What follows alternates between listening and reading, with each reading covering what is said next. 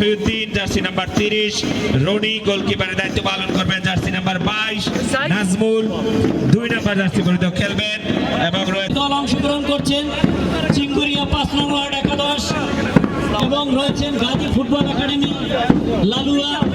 উভয় দলের খেলোয়াড়দের সাথে পরিচিত হয়ে নিচ্ছেন সম্মানিত অতিথিরা। ধন্যবাদ স্যারকে। বিরতির পর আমরা আবারও ফিরে এসেছি ধারাভাষ্যে। এই মুহূর্তে কিন্তু খেলা শুরু হয়ে গেছে।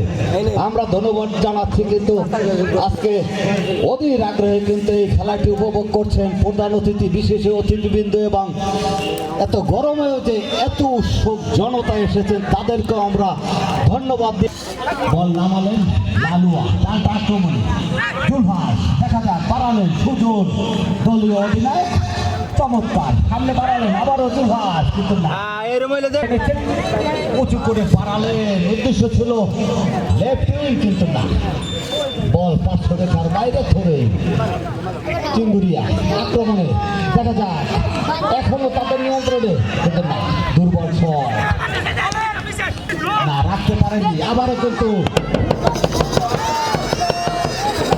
গোলরক্ষক কিন্তু এটা করতে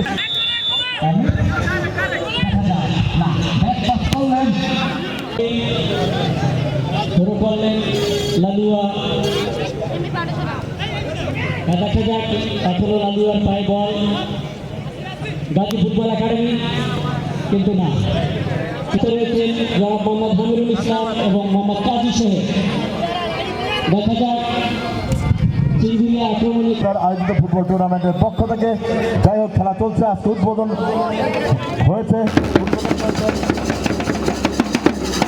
কলাপাড়া বিএনপির সম্মানিত সভাপতি এবং এক সময়ের